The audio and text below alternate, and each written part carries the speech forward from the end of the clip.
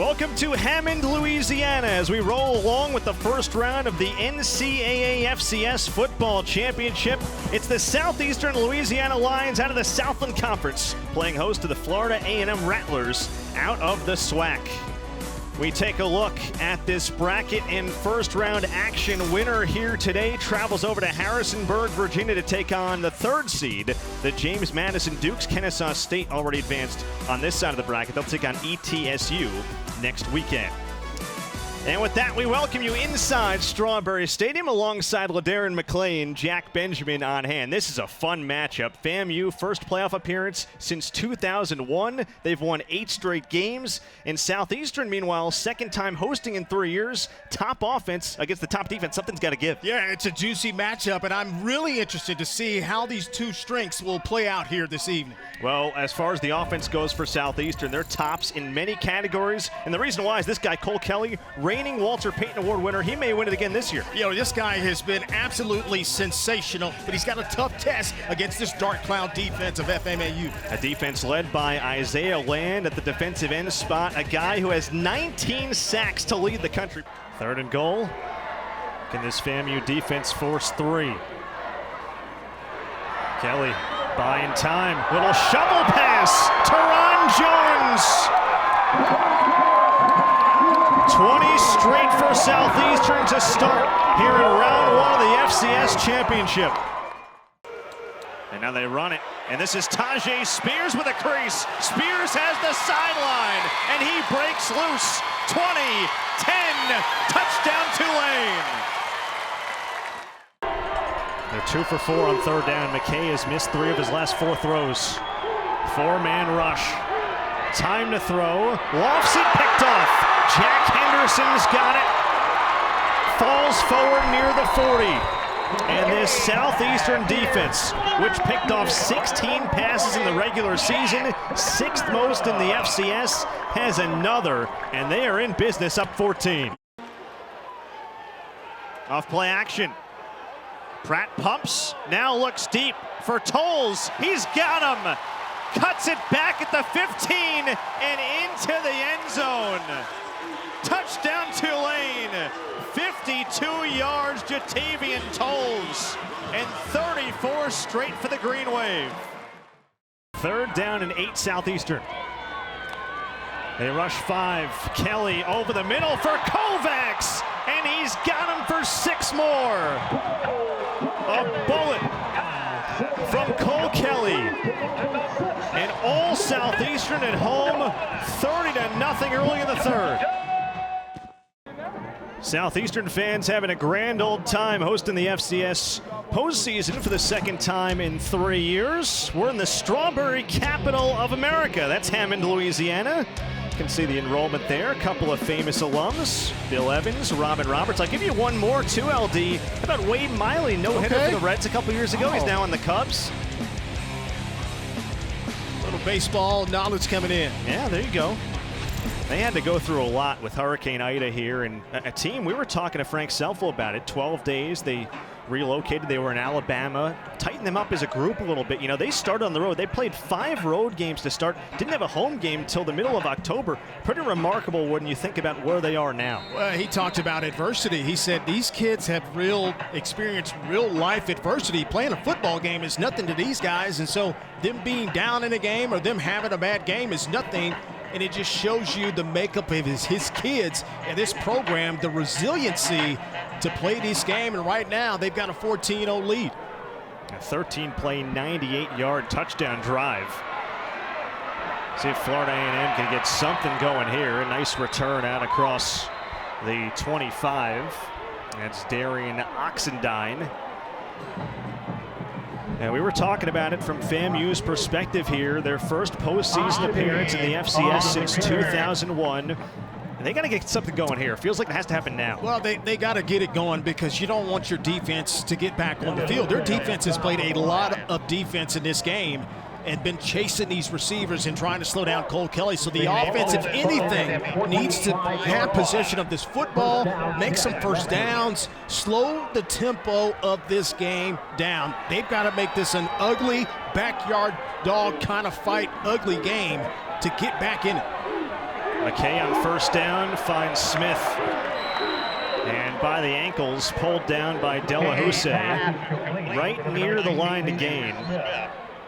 Yeah, this is a nice throw. The timing is really good. The coverage is pretty good too.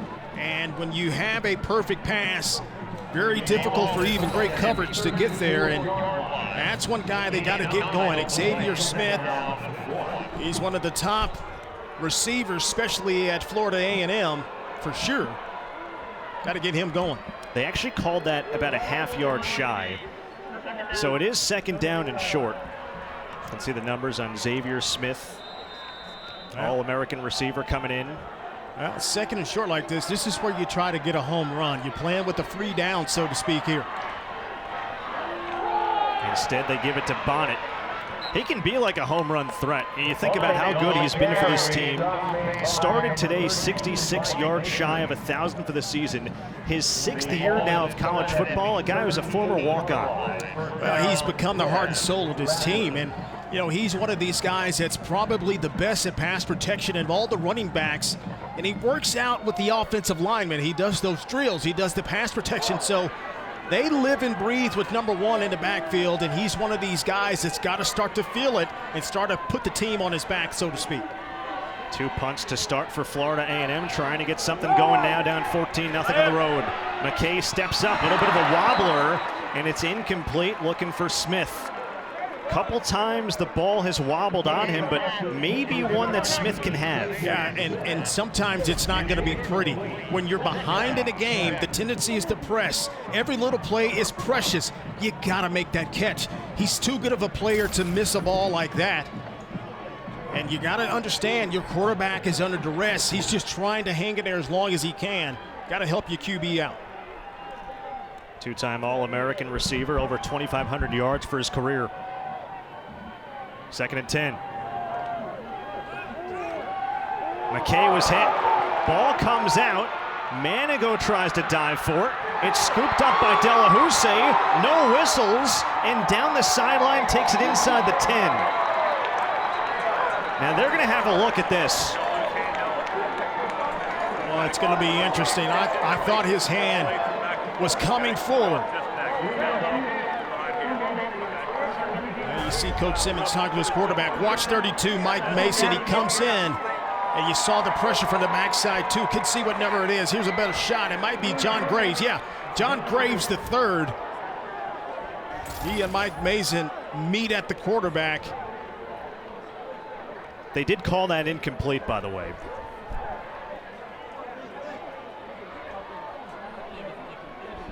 So they're going to run over and take a look at this.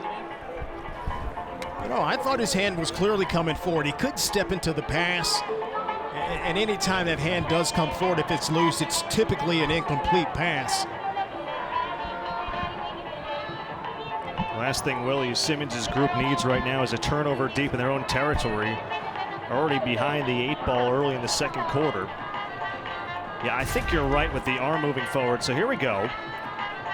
You know, his own, I think Bonnet actually ran into him. He was kind of blocked into him. Yeah, watch the play. There's Mike Mason and Bonnet going at each other. Mike Mason just bulldozed his ways to the quarterback, and I think it does come forward, but it's a big-time call because, man, I agree with you, Jack. You don't want to give up any more big plays to these Lions.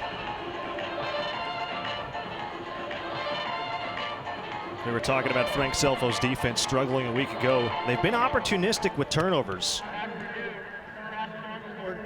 Therefore, it's an incomplete pass. 3rd down at the 38-yard line. So there's the confirmed call. Look, Delahousse did the right thing, scooping that ball up and running. You played on the whistle, but a break there and an incomplete pass. Now, not to be lost here, it's now 3rd down and long. A situation that we talked with Willie Simmons, we talked with the co-offensive coordinators, KJ Black, Ryan Stanchuk. They had to be in 3rd and short today. That hasn't been the case. No, they haven't, and you almost have to think here, if you can get some of the yardage back and make it a 4th and maybe 1 or 2, you almost got to think I got to go for it because I don't want to give this ball back anywhere on the field to Cole Kelly in this offense. You've got to think, hey, we've got to figure out a way to hold on to the ball and score. They're 2 for 4 on 3rd down. McKay has missed 3 of his last 4 throws. Four-man rush. Time to throw. Lofts it, picked off. Jack Henderson's got it. He breaks loose of a tackle, falls forward near the 40. And this Southeastern defense, which picked off 16 passes in the regular season, 6th most in the FCS, has another, and they are in business up 14. Yeah, and I just think Rashawn McKay didn't even see him. I think he's looking at something. Sometimes you're chasing ghosts a little bit. When you expect the defense to do one thing and they don't do it, that's a great play. Good recognition by Jack Henderson to stay in his lane and zone coverage and make the pick. We were talking about McKay, LD, and how much better he's been. That was his first interception in 110 pass attempts, but not a good one. Yeah, it's not a good one, but. And a short field for Cole Kelly. Immediately back to work, pressure coming, and down he goes. So FAMU gets home. Yeah, that's a nice rush there by General Hunt, number 92. He's the first guy to get home. And you saw flashes of Isaiah Land. He's matched up on the outside against Miles Character. He made the quarterback step up. Watch the quarterback step up here, and then here comes General Hunt and company. And even you got Big Stanley Mentor too, Jack. He's there to clean things up as well. I was going to say, don't leave out the 6'2", 320-pound redshirt you junior. Can't leave the bowling ball out of there for sure. You can't leave him out. Loss of 3, 2nd and 13. Kelly steps up. He'll tuck it down. And Marquise Bell with another tackle. He's racking him up early. That's already his 6th. Yeah, that's what they've got to do. They've got to make clean tackles, and arguably the best player at the FCS level makes that open field tackle. That's what you're supposed to do as an All-American and as a Buck Buchanan Award watch list player too. So now it's 3rd and 9. And as much as Florida A&M has struggled offensively, if you can get a stop here, maybe build some momentum. Kelly with time again, has an open man. That's Terrell Carter. They just keep on coming. Carter, a big catch and run, 30 yards, another first down for SLU. You know, these routes take a long time to develop downfield, and the offensive line doing a fantastic job again to allow Cole Kelly to scan the defense and for Terrell Carter to drag all the way across the defense into that open flood zone out there. And this offense doing play after play, putting this defense in pressure situations.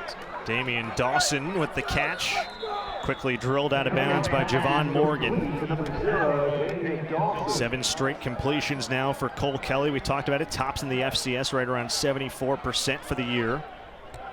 Jalen Bell has to come off, and I think his helmet did come off, and he and Isaiah Land were kind of doing some talking to one another. He's going to have to come off for one play. They're all conference left tackle. Larvadan in the backfield. And they'll motion him out on 2nd and goal. Southeastern trying to stretch a 14-0 lead. Kelly over the middle, dropped. That hit Mitchell in the numbers, and he couldn't hold on. Their all-time leading receiver would have been a walk-in 6, instead 3rd and goal. That's about as perfect a pass as you can put on the money. Maybe he's 6'7", so he has that perfect sight line, and he's always throwing down to his receiver. That hit him right square in the 4. Might have been too good. Yeah, exactly. It might have been too good. 3rd and goal. Can this FAMU defense force 3? Kelly buying time. Little shovel pass. Teron Jones. 20 straight for Southeastern to start here in round 1 of the FCS championship. You know, they're just making play after play. They're beating this Rattlers defense.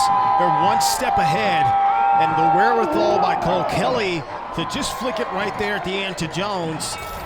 This offense can do what they want right now, Jack. They feel it, and right now they've got this defense, one of the top-rated defenses in the country. They've got them guessing and about to go down 21-0 here. 9-yard touchdown grab. Extra point up and through. Southeastern rolling at home, 21-0.